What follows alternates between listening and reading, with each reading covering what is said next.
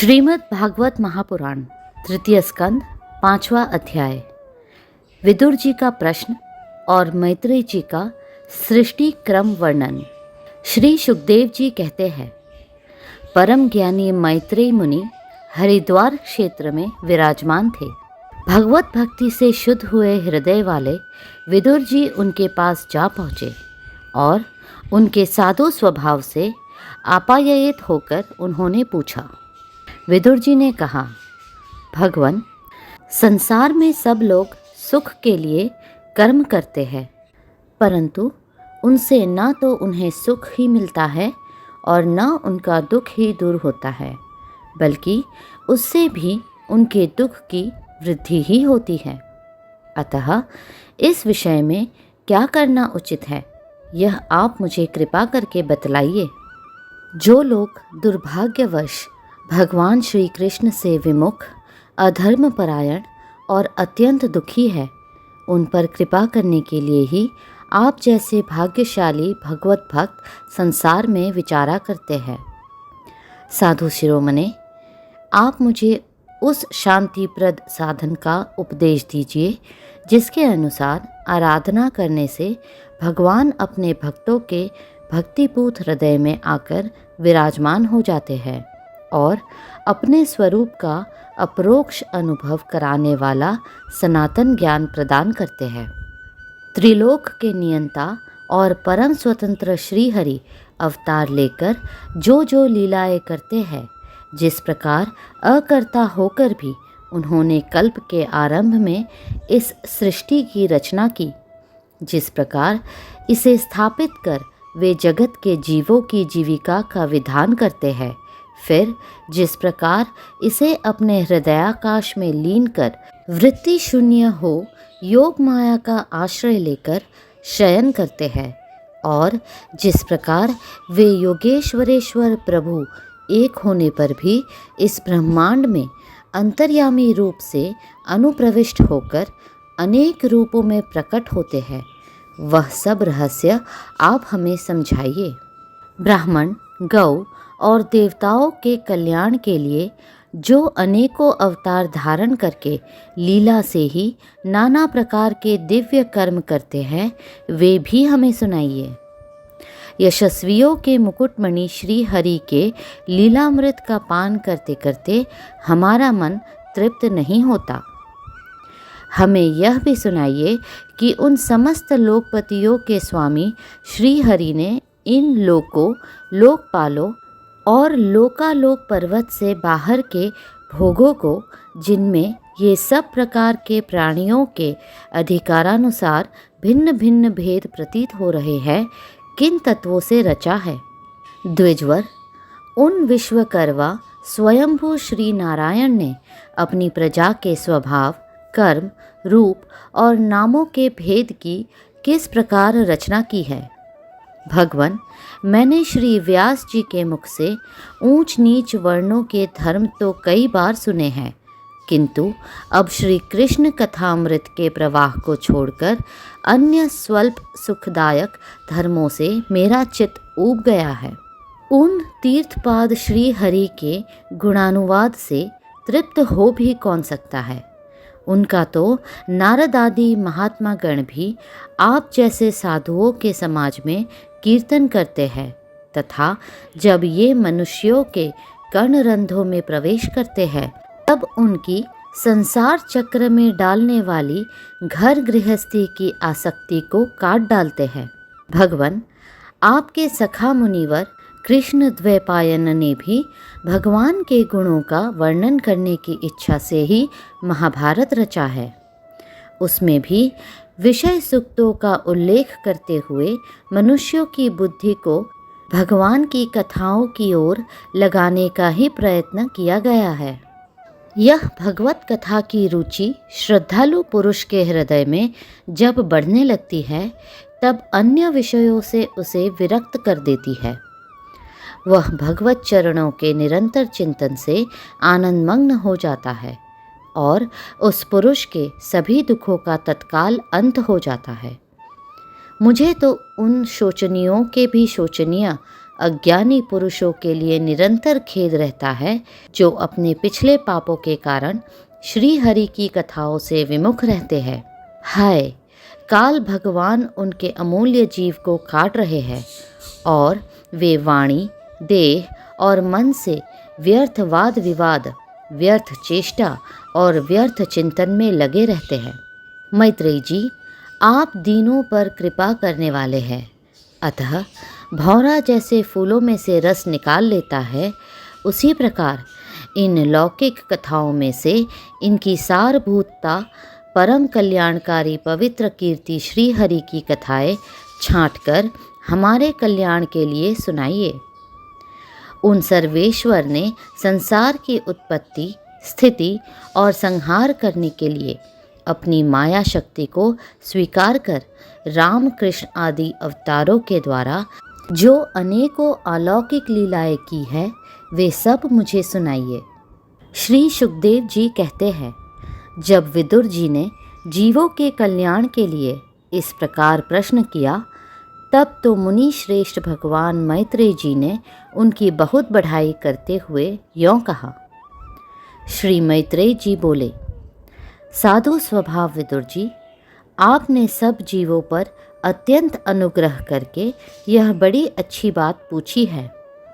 आपका चित्त तो सर्वदा श्री भगवान में ही लगा रहता है, तथापि इससे संसार में भी आपका बहुत सुयश फैलेगा। आप श्री व्यास जी के औरस पुत्र हैं, इसलिए आपके लिए यह कोई बड़ी बात नहीं है कि आप अनन्य भाव से सर्वेश्वर श्री हरि के ही आश्रित हो गए हैं। आप प्रजा को दंड देने वाले भगवान यम ही है।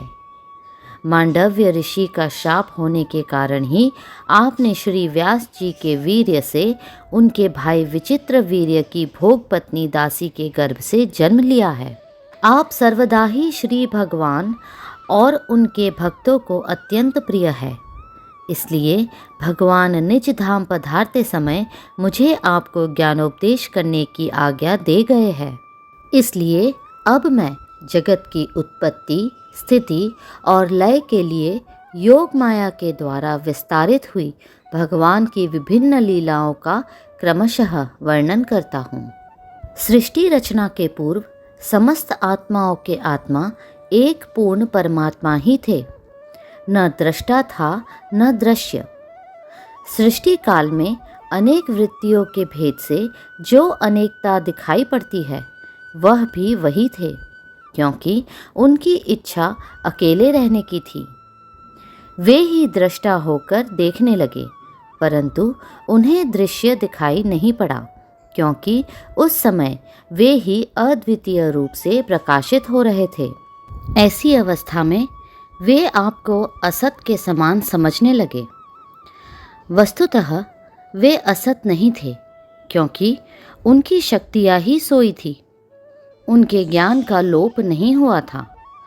यह दृष्टा और दृश्य के अनुसंधान करने वाली शक्ति ही कार्य कारण रूपा माया है।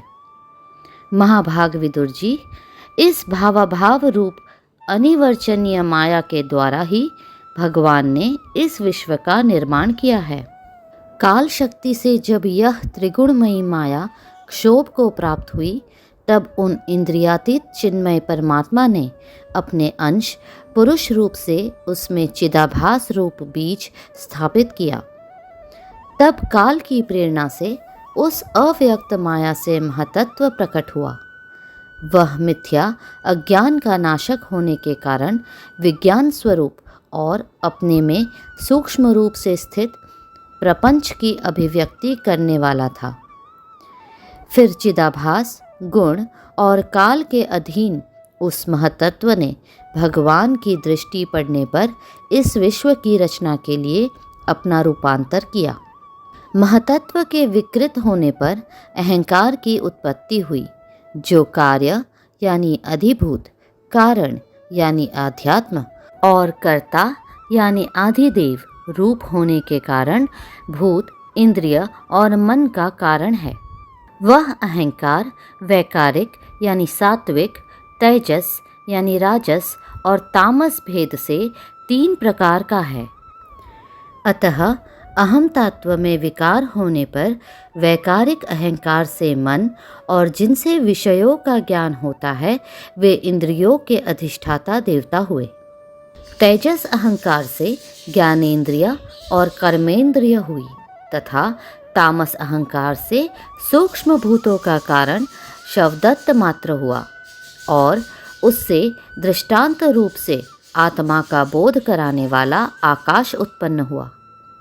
भगवान की दृष्टि जब आकाश पर पड़ी तब उससे फिर काल, माया और चिदाभास के योग से स्पर्श तन्मात्रा हुआ और उसके विकृत होने पर उससे वायु की उत्पत्ति हुई। अत्यंत बलवान वायु ने आकाश के सहित विकृत होकर रूप तन्मात्रा की रचना की और उससे संसार का प्रकाश का तेज उत्पन्न हुआ। फिर परमात्मा की दृष्टि पड़ने पर वायु युक्त तेज ने काल, माया और चिदंश के योग से गंध गुणमयी पृथ्वी को उत्पन्न किया। विदुर जी, इन आकाश आदि भूतों में से जो जो भूत पीछे पीछे उत्पन्न हुए हैं उनमें क्रमशः अपने पूर्व पूर्व भूतों के गुण भी अनुगत समझने चाहिए। ये महत्व आदि के अभिमानी विकार, विक्षेप और चेतनांशविष्ट देवगण श्री भगवान के ही अंश है, किंतु पृथक पृथक रहने के कारण जब वे विश्व रचना रूप अपने कार्य में सफल नहीं हुए तब हाथ जोड़कर भगवान से कहने लगे। देवताओं ने कहा, देव, हम आपके चरण कमलों की वंदना करते हैं। ये अपनी शरण में आए हुए जीवों का ताप दूर करने के लिए छत्र के समान है तथा इनका आश्रय लेने से यतिजन अनंत संसार दुख को सुगमता से ही दूर फेंक देते हैं।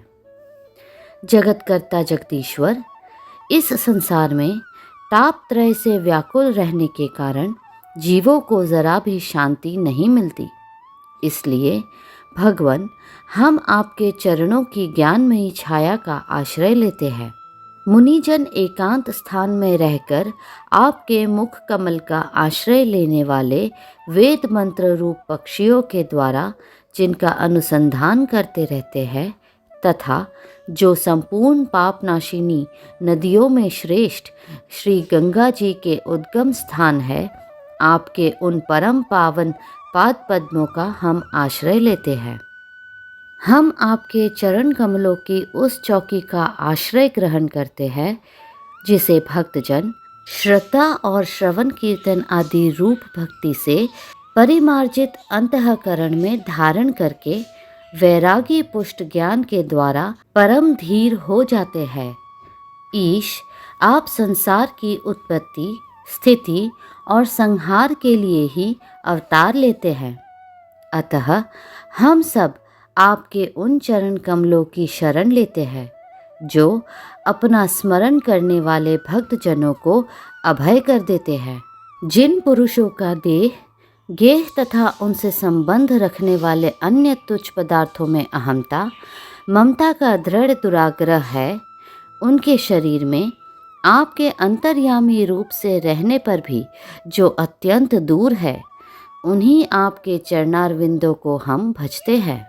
परम यशस्वी परमेश्वर, इंद्रियों के विषय विमुख रहने के कारण जिनका मन सर्वदा बाहर ही भटका करता है, वे पामर लोग आपके विलासपूर्ण पाद विन्यास की शोभा के विशेषज्ञ भक्तजनों का दर्शन नहीं कर पाते। इसी से वे आपके चरणों से दूर रहते हैं। देव, आपके कथामृत का पान करने से उमड़ी हुई भक्ति के कारण जिनका अंतःकरण निर्मल हो गया है, वे लोग वैराग्य ही जिसका सार है, ऐसा आत्मज्ञान प्राप्त करके अनायास ही आपके वैकुंठ धाम को चले जाते हैं। दूसरे धीर पुरुष चित्त निरोध रूप समाधि के बल से आपकी बलवती माया को जीतकर आप में ही लीन तो हो जाते हैं, पर उन्हें श्रम बहुत होता है, किंतु आपकी सेवा के मार्ग में कुछ भी कष्ट नहीं है।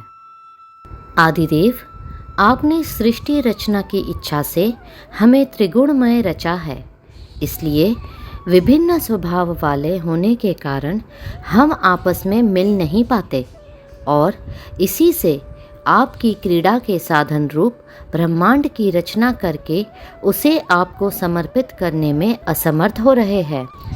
अतः जन्म रहित भगवान, जिससे हम ब्रह्मांड रचकर आपको सब प्रकार के भोग समय पर समर्पित कर सके और जहाँ स्थित होकर हम भी अपनी योग्यता के अनुसार अन्न ग्रहण कर सके तथा ये सब जीव भी सब प्रकार की विघ्न बाधाओं से दूर रहकर हम और आप दोनों को भोग समर्पित करते हुए अपना अपना अन्न भक्षण कर सके, ऐसा कोई उपाय कीजिए। आप निर्विकार पुराण पुरुष ही अन्य कार्य वर्ग के सहित हम देवताओं के आदि कारण हैं। देव, पहले आप अजन्मा ही ने सत्वादि गुण और जन्मादि कर्मों के कारण रूपा माया शक्ति में चिदाभास रूप वीर्य स्थापित किया था।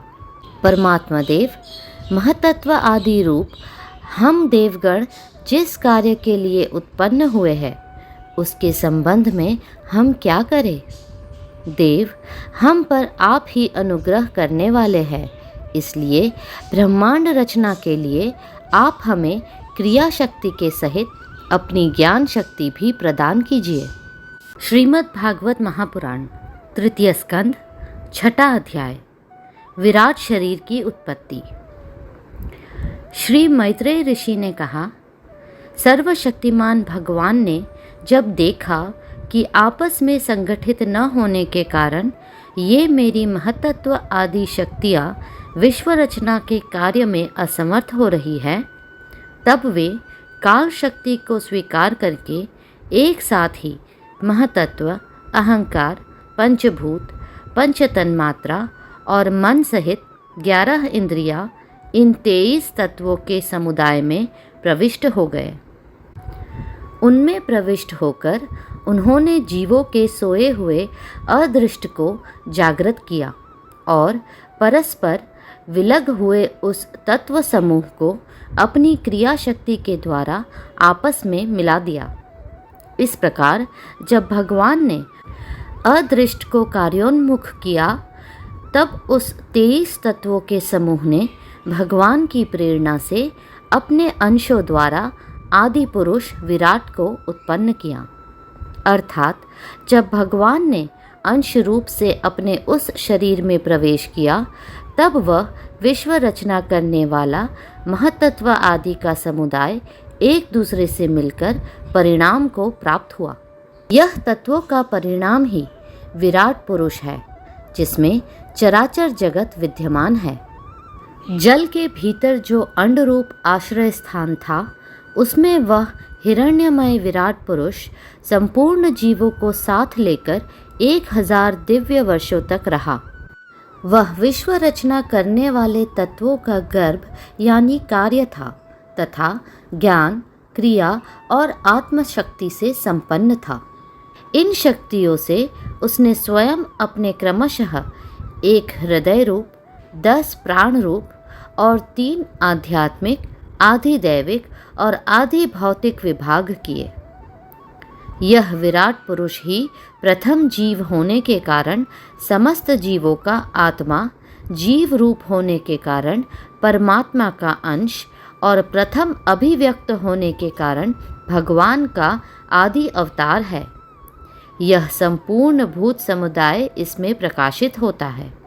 यह आध्यात्म, अधिभूत और अधिदेव रूप से 3 प्रकार का है, प्राण रूप से 10 प्रकार का है और हृदय रूप से 1 प्रकार का है।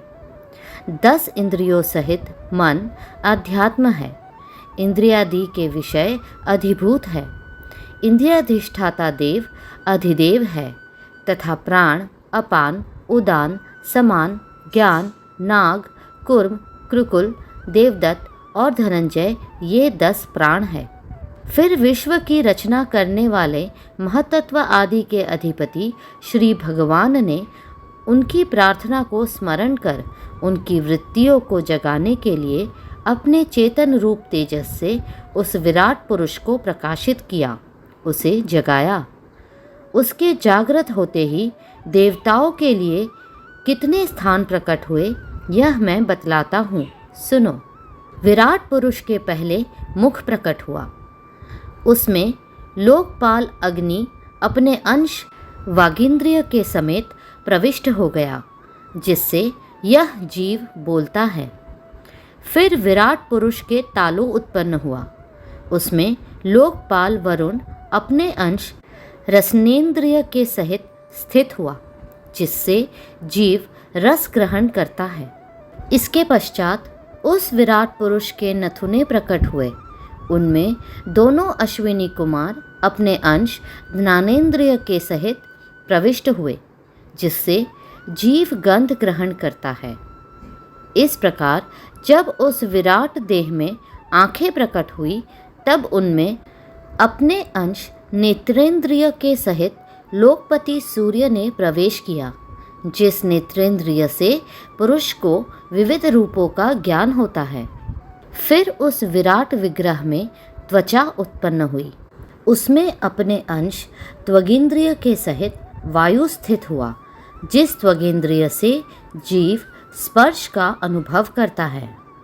जब इसके कर्ण छिद्र प्रकट हुए, तब उनमें अपने अंश श्रवणेन्द्रिय के सहित दिशाओं ने प्रवेश किया, जिस श्रवणेन्द्रिय से जीव को शब्द का ज्ञान होता है। फिर विराट शरीर में चर्म उत्पन्न हुआ। उसमें अपने अंश रोमों के सहित औषधियाँ स्थित हुई, जिन रोमों से जीव खुजली आदि को अनुभव करता है। अब उसके लिंग उत्पन्न हुआ। अपने इस आश्रय में प्रजापति ने अपने अंश वीर्य के सहित प्रवेश किया, जिससे जीव आनंद का अनुभव करता है। फिर विराट पुरुष के गुदा प्रकट हुई। उसमें लोकपाल मित्र ने अपने अंश पायु इंद्रिय के सहित प्रवेश किया। इससे जीव मल त्याग करता है। इसके पश्चात उसके हाथ प्रकट हुए। उनमें अपनी ग्रहण त्याग रूपा शक्ति के सहित देवराज इंद्र ने प्रवेश किया। इस शक्ति से जीव अपनी जीविका प्राप्त करता है। जब इसके चरण उत्पन्न हुए, तब उनमें अपनी शक्ति गति के सहित लोकेश्वर विष्णु ने प्रवेश किया। इस गति शक्ति द्वारा जीव अपने गंतव्य स्थान पर पहुंचता है। फिर इसके बुद्धि उत्पन्न हुई। अपने इस स्थान में अपने अंश बुद्धि शक्ति के साथ वाक्पति ब्रह्मा ने प्रवेश किया। इस बुद्धि शक्ति से जीव ज्ञातव्य विषयों को जान सकता है। फिर इसमें हृदय प्रकट हुआ। उसमें अपने अंश मन के सहित चंद्रमा स्थित हुआ। इस मन शक्ति के द्वारा जीव संकल्प विकल्प आदि रूप विकारों को प्राप्त होता है। तत्पश्चात विराट पुरुष में अहंकार उत्पन्न हुआ। इस अपने आश्रय में क्रिया शक्ति सहित अभिमान रुद्र ने प्रवेश किया। इससे जीव अपने कर्तव्य को स्वीकार करता है। अब इसमें चित्त प्रकट हुआ। उसमें चित्त शक्ति के सहित महतत्व ब्रह्मा स्थित हुआ। इस चित्त शक्ति से जीव विज्ञान चेतना को उपलब्ध करता है। इस विराट पुरुष के सिर से स्वर्गलोक, पैरों से पृथ्वी और नाभि से अंतरिक्ष यानी आकाश उत्पन्न हुआ। इनमें क्रमशः सत्व, रज और तम इन 3 गुणों के परिणाम रूप देवता, मनुष्य और प्रेत आदि देखे जाते हैं। इनमें देवता लोग सत्व गुण की अधिकता के कारण स्वर्गलोक में, मनुष्य और उनके उपयोगी गौ आदि जीव रजोगुण की प्रधानता के कारण पृथ्वी में तथा तमोगुणी स्वभाव वाले होने से रुद्र के पार्षदगण यानी भूत, प्रेत आदि दोनों के बीच में स्थित भगवान के नाभि स्थानीय अंतरिक्ष लोक में रहते हैं। विदुर जी, वेद और ब्राह्मण भगवान के मुख से प्रकट हुए। मुख से प्रकट होने के कारण ही ब्राह्मण सब वर्णों में श्रेष्ठ और सबका गुरु है। उनकी भुजाओं से क्षत्रिय वृत्ति और उसका अवलंबन करने वाला क्षत्रिय वर्ण उत्पन्न हुआ, जो विराट भगवान का अंश होने के कारण जन्म लेकर सब वर्णों की चोर आदि के उपद्रवों से रक्षा करता है। भगवान की दोनों जांघों से सब लोगों का निर्वाह करने वाली वैश्य वृत्ति उत्पन्न हुई और उन्हीं से वैश्य वर्ण का भी प्रादुर्भाव हुआ। यह वर्ण अपनी वृत्ति से सब जीवों की जीविका चलाता है। फिर सब धर्मों की सिद्धि के लिए भगवान के चरणों से सेवा वृत्ति प्रकट हुई और उन्हीं से पहले पहल उस वृत्ति का अधिकारी शूद्र वर्ण भी प्रकट हुआ, जिसकी वृत्ति से ही श्री हरि प्रसन्न हो जाते हैं। सब धर्मों की सिद्धि का मूल सेवा है। सेवा किए बिना कोई भी धर्म सिद्ध नहीं होता। अतः धर्मों की मूलभूतता सेवा ही जिसका धर्म है, वह शूद्र सब वर्णों में महान है। ब्राह्मण का धर्म मोक्ष के लिए है, क्षत्रिय का धर्म भोग के लिए है, वैश्य का धर्म अर्थ के लिए है और शूद्र का धर्म धर्म के लिए है। इस प्रकार प्रथम 3 वर्णों के धर्म अन्य पुरुषार्थों के लिए है, किंतु शूद्र का धर्म स्वपुरुषार्थ के लिए है। अतः इसकी वृत्ति से ही भगवान प्रसन्न हो जाते हैं। ये चारों वर्ण अपनी अपनी वृत्तियों के सहित जिनसे उत्पन्न हुए हैं, उन अपने गुरु श्री हरि का अपने अपने धर्मों से चित्त शुद्धि के लिए श्रद्धापूर्वक पूजन करते हैं। विदुर जी, यह विराट पुरुष काल, कर्म और स्वभाव शक्ति से युक्त भगवान की योग माया की प्रभाव को प्रकट करने वाला है। इसके स्वरूप का पूरा पूरा वर्णन करने का कौन साहस कर सकता है? तथापि प्यारे विदुर जी, अन्य व्यवहारिक चर्चाओं से अपवित्र हुई अपनी वाणी को पवित्र करने के लिए जैसी मेरी बुद्धि है और जैसा मैंने गुरुमुख से सुना है, वैसा श्री हरि के सुयश वर्णन करता हूँ। महापुरुषों का मत है कि पुण्य श्लोक शिरोमणि श्री हरि के गुणों का गान करना ही मनुष्यों की वाणी का तथा विद्वानों के मुख से भगवत कथामृत का पान करना ही उनके कानों का सबसे बड़ा लाभ है। वत्स, हम ही नहीं, आदि कवि श्री ब्रह्मा जी ने 1000 दिव्य वर्षों तक अपनी योग परिपक्व बुद्धि से विचार किया, तो भी क्या वे भगवान की अमित महिमा का पार पा सके? अतः भगवान की माया बड़े बड़े मायावियों को भी मोहित कर देने वाली है। उसके चक्कर में डालने वाली चाल अनंत है। अतएव स्वयं दूसरों की तो बात ही क्या है। जहाँ न पहुँचकर मन के सहित वाणी भी लौट आती है, तथा जिनका पार पाने में अहंकार के अभिमानी रुद्र तथा अन्य इंद्रियाधिष्ठाता देवता भी समर्थ नहीं हैं, उन श्री भगवान को हम नमस्कार करते हैं। अगला अध्याय शीघ्र ही साझा होगा। कृपया करके लाइक, सब्सक्राइब और शेयर करें।